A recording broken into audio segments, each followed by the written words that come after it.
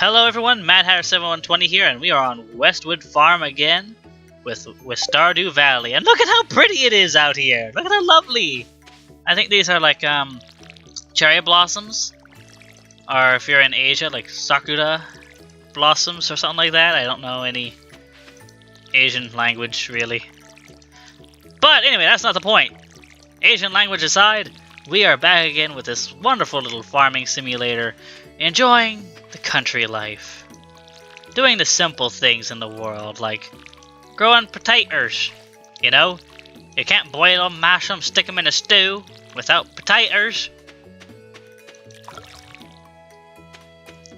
So, right away, I have to say, before it slips my mind, it was raining in my last recording. And, as the last recording ended, you guys didn't notice, but after I finished recording, there was this weird moaning noise that seemed to just echo all around me.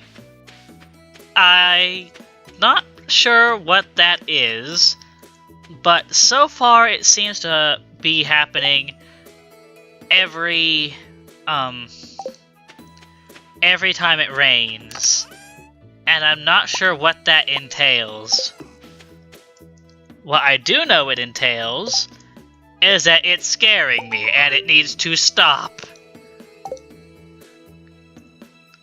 Okay, let's get a nice little scarecrow though to liven the mood, I guess. Let's put him here. There you go, Jerry. How you doing? Good. Good boy. This is all part of a quest, that's why I'm doing it.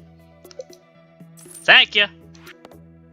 And raising animals, build a coop. Yeah, the issue with that is that building projects are expensive. They cost a lot of money, and they cost a lot of material that you have to either purchase yourself, which is triply expensive, or you gather the materials. Oh, here's a cutscene. Or you gather materials yourself, and which is taking a long time. Okay, let's enjoy this cutscene with Mr. Lewis. Oh, hey there. I shouldn't do their voices. I'm bad at doing voices. What an eyesore! Oh, he's an old man. It actually kind of looks like Luigi, doesn't he? This is the Pelican Town Community Center, or what's left of it anyway. I see the Luigi. Oh yeah.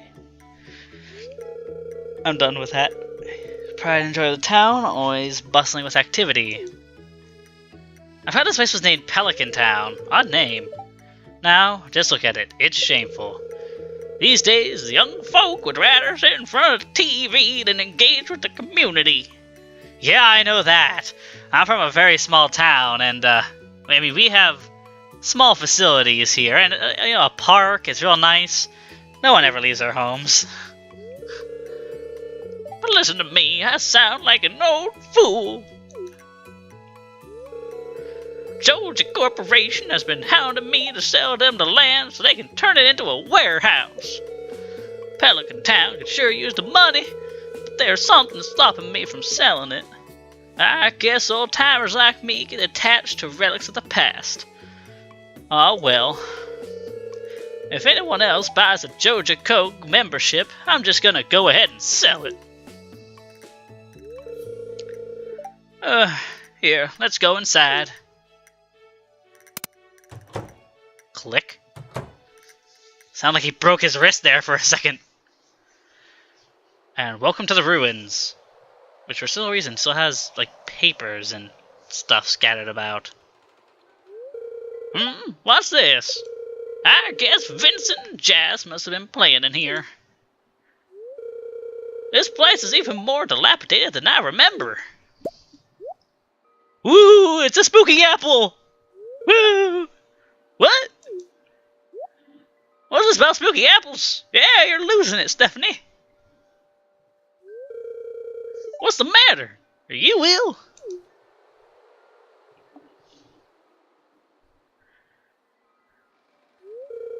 You saw something? I wouldn't be surprised if this place wasn't full of rats. Woo, spooky apple! Woo!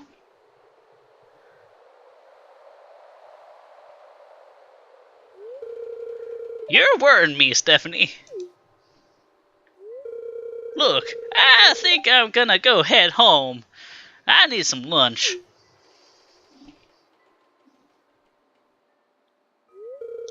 Hey, I'll keep this place unlocked from now on. Maybe you can catch that rat if you have some extra time.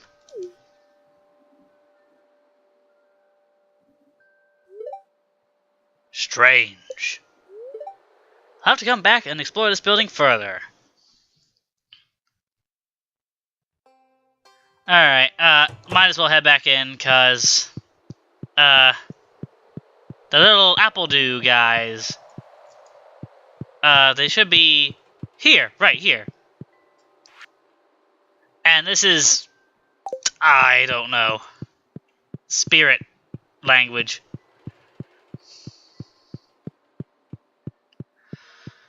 So, the first thing to be said here is that this place is in ruins, and the second thing to be said here is that you saw that little relic. We can't read that relic right now. But there's a certain magical weirdo living out in a tower that does. And I forgot to check what time I started this recording, so I don't know how long we've been going for already. It hasn't been long, though, let me tell you. So right there, that's the first good step. We got that done. Oh, bring me some copper ores. Nope. Sorry there, Clint. Can't help ya. Ain't got that dosh on me. Hey, pal. Just want to see how I can buy catalog. What's this? Maybe some plus on the convenience of your home. What? 30,000. Wow. 30,000 for all the wallpapers and floor I could ever want. Sounds pretty good. Oh, and here. These tree seeds. We're gonna need these so that way we can start getting fruit. So I'll be honest with you.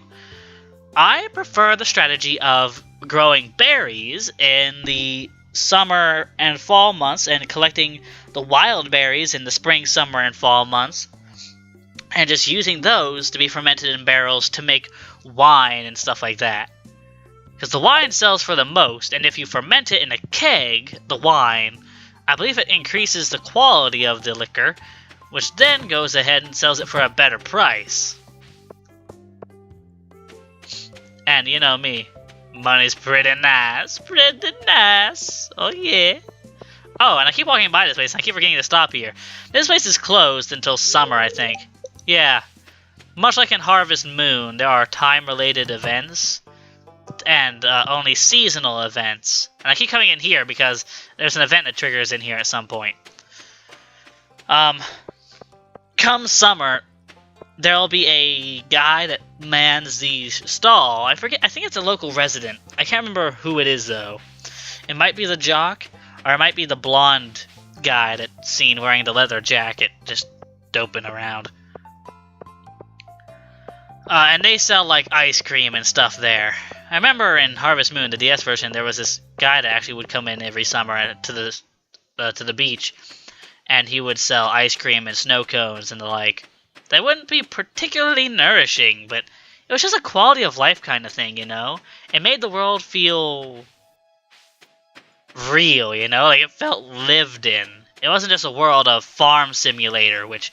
The whole reason why I hate the Farming Simulator games is because they craft this entire world. Or not a world, but like this entire township for you to manage a farm from and work in. But there's no NPCs, you don't interact with any of them. There's no, what are they called? There's no buildings you can enter. And all the towns, whenever you walk or drive through them... Oh, the mining operation's done. Whenever you drive through them, the towns are all just really poorly put together and they're really low res. The only thing that they put effort into are the crops, the farming mechanics, and the actual driving machines, which you are always driving. You never walk around or have this customizable ability of a character. So that's why I prefer like the Harvest Moon series and this game, Stardew Valley, because there's just so much more personality to it. Cutscene! I forget your name, but you're awesome because you have a cape and a sword and an eye patch. Marlin! Howdy, partner. He's a grizzled war vet. Howdy.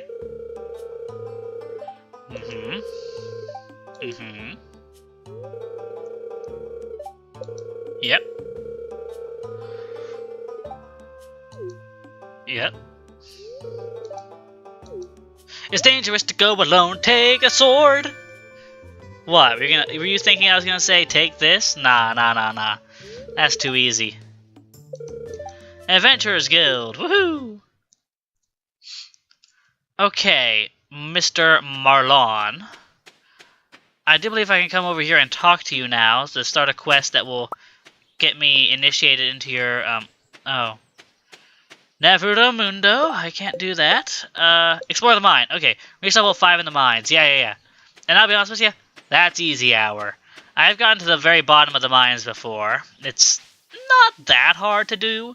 It just requires a bit of precaution and a lot of healing, health restore items. And this here is what we're going to be doing all winter. This. And there's our staircase down, but you just saw I got copper there. It's nice to get some ores, if you can help it. I don't take too much, because you are in the middle of here, which it does get dangerous. This place isn't dangerous yet, but it will get dangerous.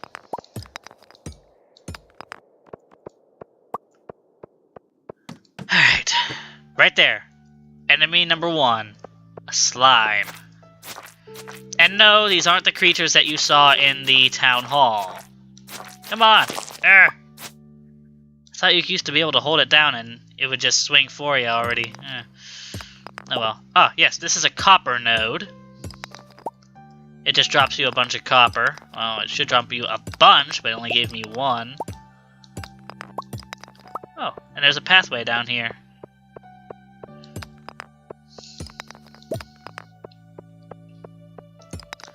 Enemies here aren't that bad. They'll take their swings at ya, and they'll try to kill ya. But really, there's nothing to it. You just gotta be smart. And standing at the enemy isn't smart! Right there, I'm taking damage unneededly. Oh yeah, sometimes killing enemies is the key to getting around. Can't pick that up, but that's fine. That's nothing. Ah, yes. And you eventually need to start bringing torches. I forgot about that. Ooh, those are useful. I'm gonna eat this. Yes. Om nom nom. Restore my energy and get me some, what's it called? Health.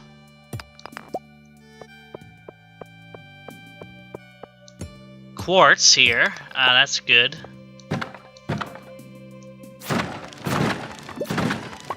Okay, so we got some good stuff here. But sadly, my inventory is full of garbage. I don't want clay just yet.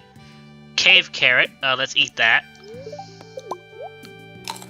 Hardwood. Now, this isn't useful to us right now, simply because it's only 1 piece. Amethyst, we can turn that into the museum and gain a little something something. Slime junk, that's not very useful. So we'll scrap that and we'll take this. Okay? Okay. Now, let's keep moving. We want to get to level 5, I mean. So that way we can just complete that quest. If they don't care about anything else.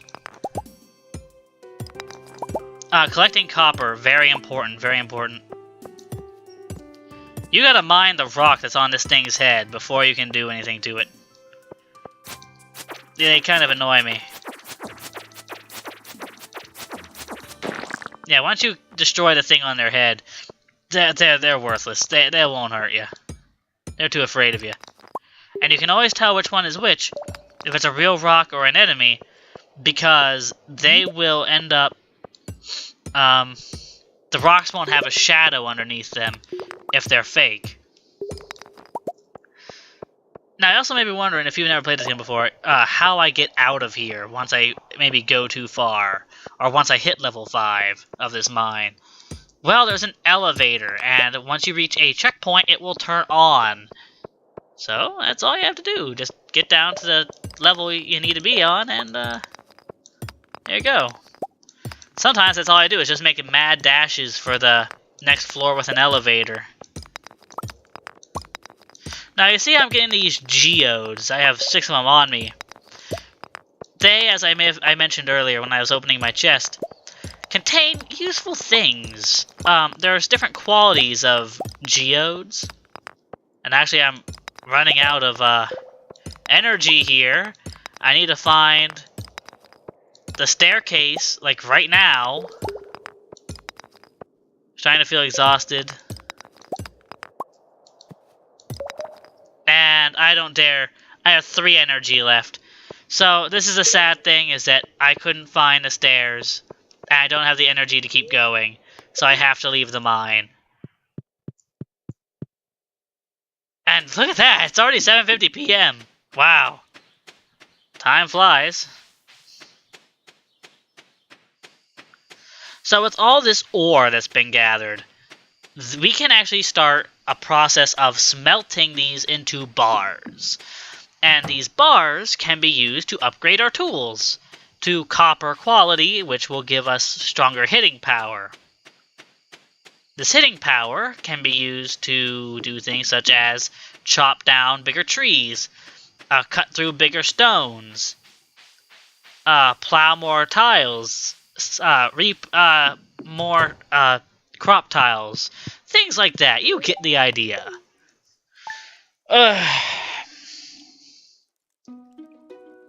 Well, I don't know how long I've been recording for, so for right now, I'm going to say that this video is done.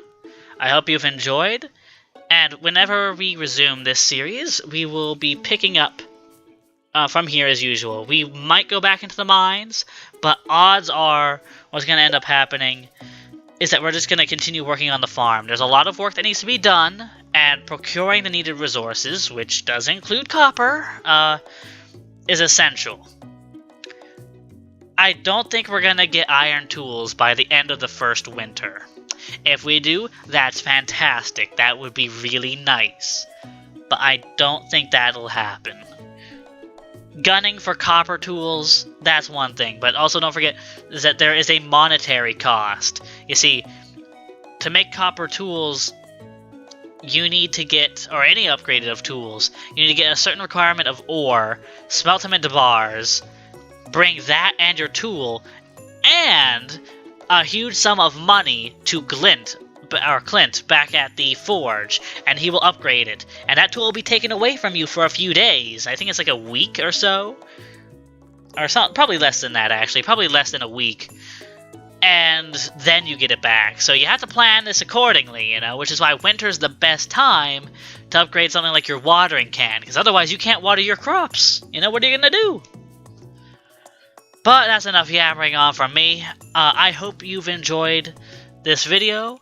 I will see you all in the next recording of Westwood Farm here in Stardew Valley. Goodbye.